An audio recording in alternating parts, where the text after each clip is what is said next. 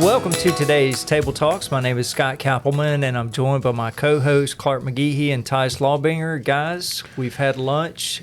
We're back recording after lunch, which typically is not our best effort. It's true. How are y'all feeling about this recording? We started faster, so I think it's gonna go better than the last one. I know, yeah. That shocked me. Like, we were like, okay, is everybody ready? And then we said, yep. And then Pastor Scott kicked straight into it. So. Yeah, I did. Normally we have a good long discussion before we start recording, and if you've noticed, our clothes are the same from the previous video. We're doing 2 a day now, and then we're finished for the month so that they can go out at different times. But this episode is kind of special because it's the 50th Table Talks that we've done at Crosspoint. So first, I want to say a word of thanks to those of you who watch every week when we release these. We really appreciate your encouragement and that you're watching these videos. We hope they're informative and a lot of fun. I hope you get a little laugh occasionally. We're worthy of laughing at quite often. So. Yeah, at for sure, not with. Usually. Not with, but at. That's correct. So any words after 50 episodes? It's hard to believe we're here, honestly. It hasn't felt like 50, I'll say that. I've enjoyed these episodes. So I will just add to what you said a little bit and just remind the audience of why we do this. You know, our main intention with Table Talks when we very first started was to create a devotional, maybe, I guess is not the right word, but just a podcast that is tackling the difficult issues of today's society and providing them with answers that they may be seeking, but also giving them a good hold and a good footing when they get to speak to other people about some of these difficult topics. So. That's good. Tyce, any updates on that? No, I mean, I came in late. I don't know how many I missed the first. Yeah, Clark and I did these together for a while before you came along. Yeah. And then we kind of switched. And then we just Tyce and I did them together without you while you were finishing your schoolwork at Mississippi State. But they've increased in length significantly since all three of us have been doing it. In length, yeah, that's true. Yeah, if you remember when you first started watching Table Talks, if you're still a follower after all this time, we originally had a goal of 15 minutes, which we now never hit. The last one was 35. 35 in the last episode. So we do appreciate your patience with us. Maybe this is giving you a chance to watch or listen to this while you exercise for 30 to 45 minutes and you've got a full exercise time devoted to the Table Talks. If so, we're really excited that you're doing that. But it's been fun. I've enjoyed it. So just to take us back a little bit, I'm on the very first episode here, and the first one was 12 and a half minutes long. 12 and a half minutes? Yeah, the next one's 16 minutes. And I remember, I don't know if you remember this, Pastor Scott, but I remember us finishing, and Sarav kind of going, I think we're trying to get 15 minutes. And we were at 16, and we said, okay, well, we'll try to get it on the next time. The next time was 16 as well. Then 14, 18, 22, it just kept climbing. It just kept climbing since then. Yeah, it's been tough not to go more than 25 to 30 minutes. So anyway, we'll do our best today. That's right. For our 50th episode, we're going to answer the question, what does hospitality look like in 2025? So that's our topic for today. What does hospitality look like in 2025? So to kind of go back in time to where we grew up, did either one of you grow up in a home that practiced hospitality very well? I'll share. I think my family practiced hospitality well when it came to my friends coming over. I won't say that they necessarily went out and invited people very often, but when I wanted friends over, my house was kind of the house that was like, if all the friends were getting together, we were like, let's go to Clark's house. So I always appreciated that about my parents, is they put up with our messes that we made and the loud friends that I had and all that kind of thing. So I enjoyed that about it. Okay. Tyce? Yeah, I grew up in a house that practiced hospitality. Maybe not, like, I was not the house the friend group all got together at, but, I mean, my parents were very good at, if before a basketball game, hey, anyone can come over and get dinner, because we were right by the school. Or, like, just the last time I was home, it was Friday, and it was a full day of school, and my little brother had been coming home for lunch a bunch, and all of his friends started following him because they thought it was just funny. But that Friday, my dad stayed home and fried 12 guys fish and chicken for their school lunch. Wow. And they 25 minutes came to the house, ate, got back to school. So, like, my parents are really good at. Yeah. Mm-hmm. So my parents are really good at maybe impromptu hospitality might be the best way to say it. Because, I mean, there's been many nights, too, where my parents, someone needs to talk because my dad's pastor and my mom worked in a pregnancy resource center, and they invite them in and go downstairs while we were all sleeping. That's awesome. Chit-chat. I would say that's kind of how my house was. It was impromptu. It was not planned. If people dropped by, because my dad being a pastor was in the same boat, my parents always welcomed those people in and had them sit in the living room or the den, either one, and they would talk to them, or my dad would talk to them. But I don't remember us having people over to our house. It seemed like to me when I was a child, we always went to somebody else's house instead of people coming to our house. So that was more of our background. So as we think about 2025, how do you think most people in 2025 define hospitality, and is the current definition of hospitality any different from the biblical definition of the term? And we'll get into what the scripture says in just a minute, but just in general as we get started, what do you think? How would people define it, and is it in contrast or in alignment with the scripture? I think it is. The definition that people would give today, I can't speak for all people, of course, but I would say it's probably something along the lines of being kind and welcoming to somebody else. You know, despite your differences, to be welcoming towards them. I do think it is radically different than the biblical definition, which the biblical definition, maybe when you define it, was a similar term, but practiced in the biblical times, it was wildly different. I mean, you would have sojourners, people going through cities, over at your house, allow them to stay the night. It was so much more of a, I am totally open, totally welcome to anything happening as far as my home goes. So, Tyce, any thoughts on this? Yeah, I think we probably put hospitality in two different things in 2025. It's either you're the house that hosts a ton of parties, like church events always, birthday parties, whatever it might be. You just always have social gatherings at your house. And then the other side might be, they might not be great hosts, but they always have a bedroom open. And it's just like, oh, well, I know I can always stop by their house, but we might not talk a lot. I might never see them, but their house is always open. I think we see those two. And that might just be because we're in a college town that I realize that, because there's tons of people that just want to come for a weekend and visit where they went to college. And there's been times where the people that I've stayed with haven't been there, and it's just their house is open. But I wouldn't call them hospitable hosts, just they have a hospitable house. I like how you've distinguished between those two, and I would tend to agree with you, at least in the context in which we live, which is Starkville, Mississippi, being a college town, because I do know a lot of college students who have come back, and they know who in our church was hospitable with their home being available for a spend the night. Even if the family wasn't there, they would say, here's the key, it's going to be in this place. Just let yourself in, use the room, and then we'll see you next time you come. And they didn't think twice about it. So I like how you've defined that. I was going to say hospitality in 2025 might just be going to coffee with people. That's fair, yeah. In its most simple form, it's just going to coffee with You're people. just sociable. And You're care. sociable. That's right. Yeah. You're trying to be interested in the other person and spend time with them. I think that's probably more true than what we said. those in 2025, sociable and hospitable are probably two very synonymous words. But I'm not sure that's what the Bible had in mind. I'm not sure it is either. So let's move forward with that. Generally speaking, one more general question. Do you think Americans are less hospitable than people in other parts of the world? Now, we probably needed to have Saurabh be a part of this discussion today, being from Nepal. But general thoughts on that? No doubt about it, in my opinion. I have had many international friends living in a university town that, I mean, I kid you not, I could not count on both my hands. People that have said, if you come to my country, you have a place to stay. I mean, and they mean it, and they truly mean it. Versus now, if and that's talking about with their family. It's not like they own property in their country. They're like, you are going to stay with my family.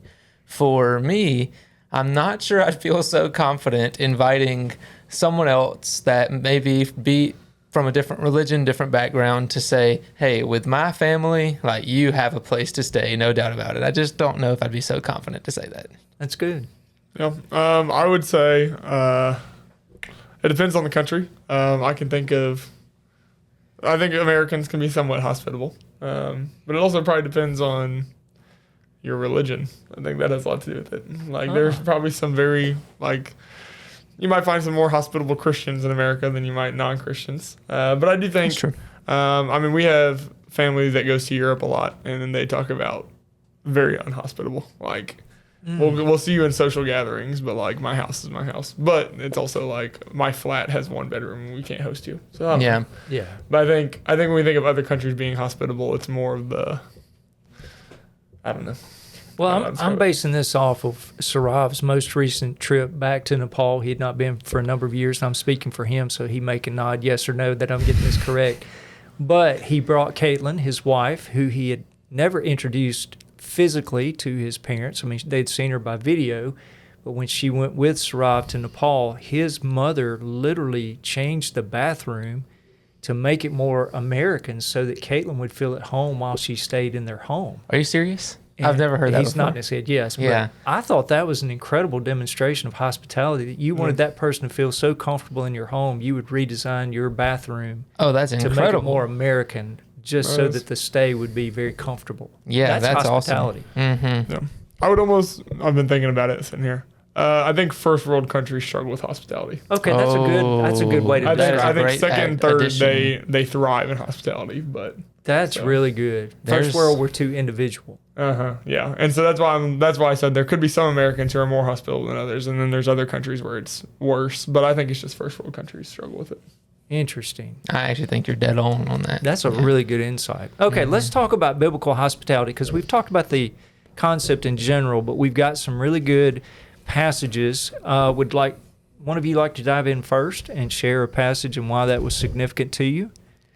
I'll share from Luke 19, Okay. and this is Jesus and Zacchaeus. And I'll read just a few verses here. Verse 2 of 19 says, "And behold, there was a man named Zacchaeus. He was a chief tax collector and was rich. And he was seeking to see who Jesus was, but on account of the crowd, he could not, because he was small in stature." And then, he climbs into a tree. In verse 5, when Jesus came to the place, he looked up and said to him, "Zacchaeus, hurry and come down, for I must stay at your house today." And then verses 6 and 7 say, "So he hurried and came down and received him joyfully. And when they saw it, they being most of the Pharisees, it says they all grumbled, 'He has gone in to be the guest of a man who is a sinner.'" So I think Jesus set this example for us.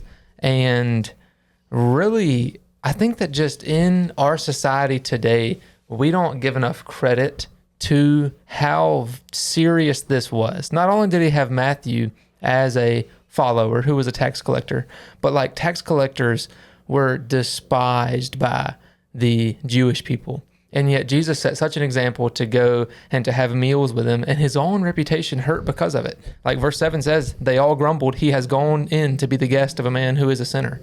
I think to put it in to context of today a little bit, I mean, it would be like us having terrorists over to our home and having a meal with them, or a pedophile over to our house and having a meal with them. I mean, it was radically different than what society thought should be happening. So Jesus just set this example of hospitality for us that just blew up the society that it was in.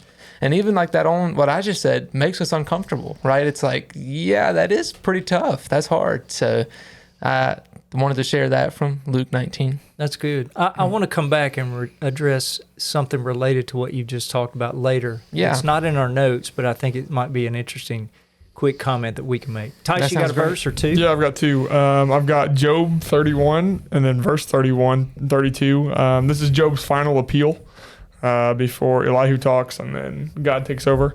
But it says, "If men in my tent have not said, who is there?" Context, he is talking about everything that has been put up against him. He's had enough. This is his final verse. "Who is there that has not been filled with his meat? The sojourners have not lodged in the streets. I have opened my doors to the travelers." And so, just as Clark said earlier, sojourners, anyone that came to Job's house, he was willing to fill them, not just with bread, but with meat, which is very expensive. And then also he said no one would sleep in the street if he had anything to say about it. He would always welcome them into his tent. And then the other one is I have Genesis, and it's 19, and it's when God rescues Lot. I don't have a specific verse, but just talk about how they had welcomed in the angels, and the men of the town were coming and saying, hey, like, let us have them. We want to have relations with them.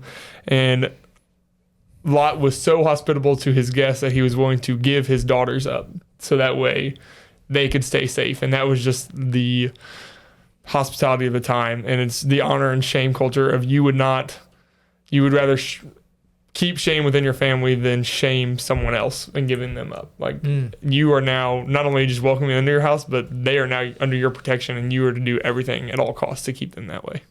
Wow. I had not thought about that passage. That's very interesting. All right, I'm going to use Isaiah 58, verse 7, and then I'm going to go backwards to Leviticus. So 58:7, is it not to share your bread with the hungry, to bring the poor and homeless into your house, to clothe the naked when you see him, and to not ignore your own flesh and blood? And so again, it's just a reference to this is something that God expects. This is a part of the righteousness that you express, is to make sure those who are in vulnerable positions, who need shelter, who need food, you take care of them and you are hospitable to them. And it's all rooted, the whole idea of the Hebrew people, the Israelite people being people of hospitality is rooted in their experience in Egypt. Leviticus 19, verses 33 and 34 say this: when an alien residents or when an alien resides with you in your land, you must not oppress him. You will regard the alien who resides with you as the native born among you. You are to love him as yourself, for you are aliens in the land of Egypt. I am the Lord your God. And so, God reminded them very early in their journey of becoming his people once they get to the promised land, that they were to open their homes and to treat the alien, the sojourners who were moving through the land, with great hospitality. Any other verses y'all want to share before we go any further? I don't think so. I have one that ties into something we have later. Okay, I also perfect. have that. That's great. We'll get to that then. So based on the evidence that we find in the Bible that we've just read, would you say currently that you are a hospitable person? I'd kind of like to throw this in with question 6, if you don't mind. Is the biblical version of hospitality a legitimate option in 2025, or is it fleshed out differently in our culture? Okay. So I'll answer and say I would like to try and be a hospitable person, but I'm interested to have a conversation about how we can go about it, because I think oftentimes in our society today, and truly I'm not just trying to cop out and of this, but I really do want to discuss how we can talk about this and figure this out. I think in our society today, like, it's hard to say, hey, if you're ever in Starkville, like, you have a place here, but people don't really follow up on that. It almost seems like in 2025, saying things like that is just like, oh yeah, I'm trying to be nice, but really I don't want you to do it. You know what I'm saying? Yes, I do. So it's hard to really get people to for sure follow up. So how can we make ourselves so open and receptive to anybody that would be in need, even with the challenges of our society today? Like, I'm struggling with this as we talk about it. Tyce, you got thoughts? Are you hospitable? Yeah. So to answer question 5, me and Brooklyn, is it a gift of the Spirit? Like, what is your spiritual gift or whatever? We like to say it's hospitality. We try and have people over at least once a week. And then we love to open up our house. We try and have people stay in our house that need a place to stay twice a month, or at least once a month. There's always someone in our house. So we love opening our house. But based on the evidence we find in the Bible, I would say we're not as hospitable as we should. I would say we're actually pretty bad at it, because there is that sometimes where they leave and it's like that fresh breath air. But that's true. I mean, it's true. Rob laughed at that. Yeah. But I think of going to Luke, and Jesus is, Luke 11, 5 through 13. And Jesus is talking, and he says, which of you has a friend who will go to him at midnight and say to him, friend, lend me 3 loaves, for a friend of mine has arrived on a journey, and I have nothing set before him. And the thing continues on, and it talks about how just the other friend wouldn't open his house. But I think when we host, there's times where I'm like, hey, all we got is water. I'm sorry. But they were, this guy was willing to leave his house and there's no shops open at night. It was the middle of the night, and go to another friend and expect that friend to be hospitable and say, hey, I just need something more to put out. Like, I've already eaten dinner. I've had my fill, but this guy's come at night and I need something for him. And that is not always something I do. I mean, my sister was just here, and I left the key out for her multiple times. I'm like, hey, just come in whenever. Like, it's fine. I'm going to be asleep. But that is not what Scripture shows that we should be. We should be up and ready. And like when she got home, I should have been, hey, how was it? How was your evening? And then, are you hungry? Are you thirsty? Is there something I can do for you? Clark, you got the other thoughts on that? Well, he took a little bit of what I was going to talk about later on, but that's okay. But I would say that on what I said before, I do find it difficult to, what I said before about Zacchaeus, being a tax collector and how much that changed society. Like, I do find it difficult sometimes within my own heart to really welcome those types of people that would be equivalent to a tax collector today. So it's similar to Tyce. I said one time at the youth group that I thought Annabeth and I were hospitable, and Annabeth was like, no. So we can definitely work on it. It's not that we're proud to not be hospitable, but I think like Tyce, we can continue to be more hospitable to people. I would say that both of you are hospitable. Compared to me, you're off the charts because I am not hospitable. I am not, based on the Bible's definition, I am not. And it bothers me some days, not many.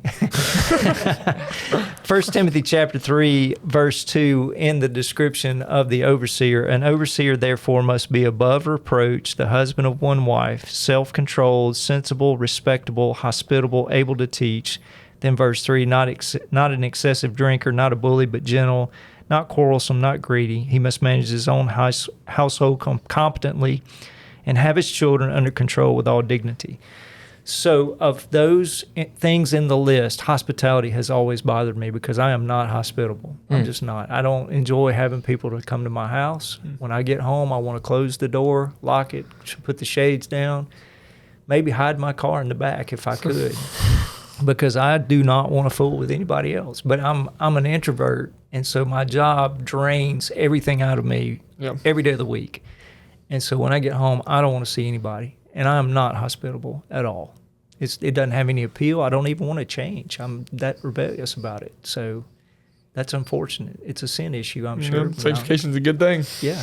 So anyway, I just wanted to kind of talk about that. So when we get down to the biblical version of hospitality in 2025, you both have talked about this a little bit. Is the biblical version even possible? Can we open up our homes in the way that they did and host people at that level?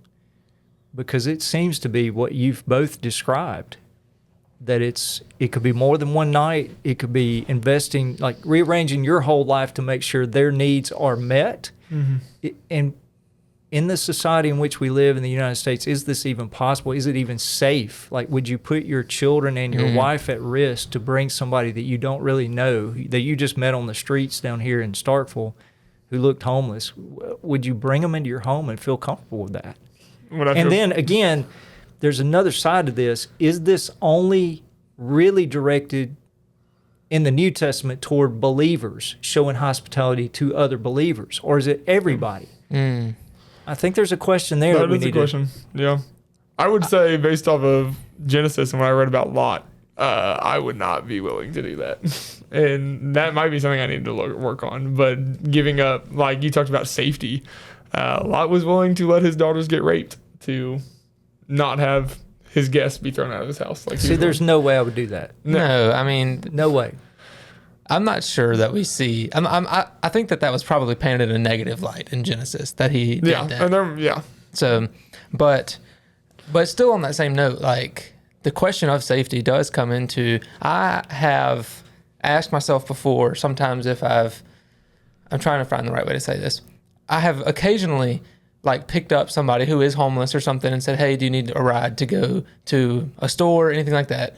And I've been with Annabeth and I've seen people and I'm like, I'm just not doing it with her. And maybe that's wrong. I don't know. Maybe, again, that the Lord can work on me in that. So I think this is a sanctifying episode for us all to be reminded. But to answer your question about is it a legitimate option, I think it it has to be, right? Because the Bible stands the test of time. Like, it has to be a legitimate option to be hospitable. It might look a little differently in our culture, but I think that the principles, as far as trusting God instead of being afraid, or trusting God instead of thinking that maybe you don't have the right resources at the time, whatever it might be, the principles are going to hold true that we see from the Old Testament and the New Testament, ancient biblical times. But maybe it'll just look a little differently than today. You think it'll look a little different too, Tyce? I think it can, because we aren't in an honor and shame culture, and I think ultimately, and we talk about, I mean, this is like our go-to for every table talk: act on your conviction. I think it is just, hey, it's gonna be different. There's not someone that comes to your tent, a sojourner, may have been traveling for 4 weeks at that point on foot, and it's like this is the first house that they get to where it's an opportunity to sit and have a meal. But now we have restaurants and we have hotels, and maybe that is the hospitality where it can look different, where I haven't welcomed them in my house, but I have fed them a meal and I have given them a place to sleep. And it's just maybe slightly different because, again, they haven't been on the road potentially. I mean, I don't know their circumstance, but like someone that you mutually know, you're like, they have not been on the road for 6 weeks at a time traveling by foot to get here, and this is the first meal that they're going to have. Like, they probably had McDonald's on the way over. Mm-hmm. So it might look a little different, but again, you act on your conviction. Like, the Spirit's going to lead you to people that need it, mm-hmm. and that you should act on. So, mm-hmm. And in our current culture today, I think so many people are just looking for community in general. We had some college students over at our house recently, and we had a couple show up. We had a few show up, but we had a couple, like a dating couple, show up, and they showed up and they said, we actually already ate, but they stuck around I think they might have stuck around longer than anybody else did, just because they were just looking for community. So that's one of the ways that it may look different. It's like you said, Tyce, nobody's grabbed McDonald's on the way to Jesus's house, in ancient biblical time, which Jesus was homeless, but you see what I'm saying. So I do think it has to flesh out a little differently. I kind of think, and I could be wrong, I think that the New Testament hospitality is primarily directed toward other believers. And in that case, there might have been a foreknowledge before the person arrived of who that person was, that they had committed their life to Jesus. So, for example, Paul on the missionary journeys, on the second and third missionary journey in particular, the people who'd been exposed to him on the first missionary journey, when he came back the second time, they would have known who he was. They would have felt very comfortable saying, hey, when your team comes back, please stay with us. We want to give you a place to stay. And so I think there's a lot of interchange between believer among believer in showing hospitality. I don't know that there is quite as much, once you get past the gospel records, of hospitality just shown to random people. However, Jesus, that's what I was about to mention. 25 talks about showing kindness and hospitality to strangers. And then it gets into Hebrews, where you might have entertained angels because you were entertained as strangers. So we can't really go too far with what I'm talking about, mm-hmm. because there are other examples biblically of them still doing the same thing they did in the Old Testament, and that's welcoming strangers that they did not know. Right. So it's a balance. I was going to say, I really just think it's tough. Like, I think that we're just, I hold the conviction that I think we are called to be hospitable towards both believers and unbelievers, but I just think it's hard. Someone told us recently that we're not going hard enough on what we believe on the table talks, and we're kind of putting some cushion. And I think that this is it's just hard to admit it in today's society, but we just have to probably sacrifice our comfort and our safety to be hospitable. But I want to chase a quick side note. I don't know what the time is. What is it? It's getting late, but okay, we joked about it at the beginning, so we have to go along. That's right.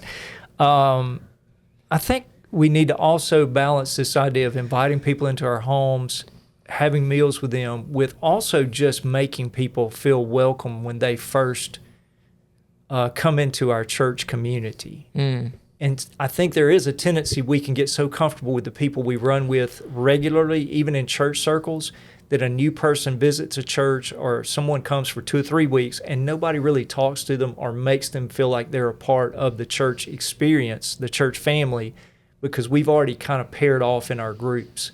And I think a part of hospitality is opening the door for somebody that's on the outside to come in and join the group and legitimately make them feel like they're a part of the group. Mm-hmm.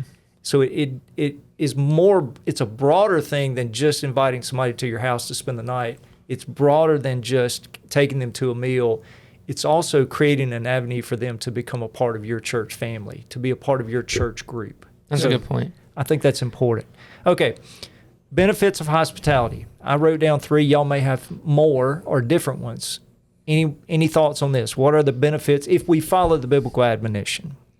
Yeah, I would say a little bit of what you said in the second part of what you said. Hospitality provides a taste of the gospel, but it also allows an opportunity for you to present the gospel. You know, especially in your own home. I have found that to be true time and time again. People that are in your home are guests, and they recognize that. So they pretty much let you talk about whatever you want to talk about because it's your house.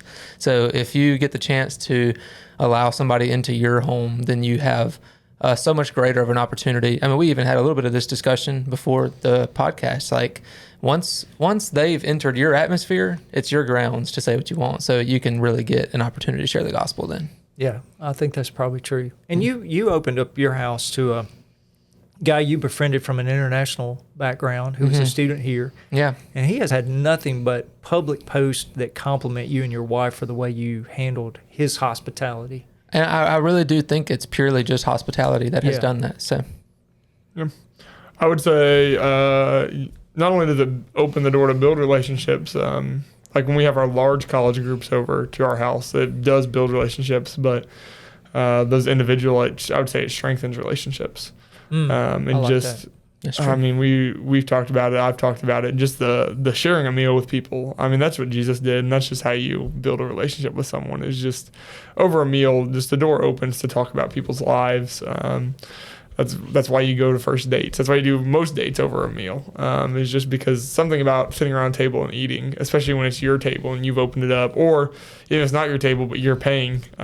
Just how that just makes people comfortable enough to really dig in and say, yeah, like, how are you doing? It's not just good, but it could be bad. And like, this is what's actually going on in my life. That's good. That is good. All right, last thing we'll get to before I hit one more topic at the very end. How can a person work on being hospitable? I guess this is written to me since I'm not hospitable. And I wrote down, first of all, you just got to start by being friendly to everybody you meet. That's number one. All right, then y'all can take it from there. I was going to say dropping some of those social norms and barriers that you have set up, you know, because Jesus did that with tax collectors and prostitutes. So we kind of have to do the same thing. Yeah, I would say a really simple one is just, rather than say, hey, let's meet here, offer to pick them up and take them there. Oh, that's So they get the ride. Let's not meet at the coffee shop, but I'll take you to the coffee shop. Or let's not meet at the park, I'll take you to the park. So Yeah, that's nice. just that's a simple way. Because you're already planning on meeting with them. You're pretty much comfortable with them if you're planning on meeting with them. So it's just an extra 7 to 12 minutes of your drive. Both ways, coming and Both ways, going. Yeah, that's good. Yeah, also, very simply, just have a meal with somebody. I mean, invite them over for a meal. And I have Proverbs 15:17 pulled up, which is better a small serving of vegetables with love than a fattened calf with hatred. That's a good verse. So even if you think, oh man, I don't have the resources, I don't have an extravagant meal, I don't know how to cook, like whatever excuse it is that you're coming up with, better a small serving of vegetables with love than a fattened calf with hatred. Meaning, if you just have love in your home, then it's going to be better than providing them the best meal, but no love. That's good. I like that. Okay, the last thing I wanted to just kind of go back and hit on. Outside of Jesus welcoming Nicodemus at night, what other examples do we have of Jesus actually hosting someone? He's usually the person who's on the hosted end. And it's pretty funny. He starts to invite other people to the places that he's been hosted oftentimes. Yeah, they're coming with me. Uh-huh.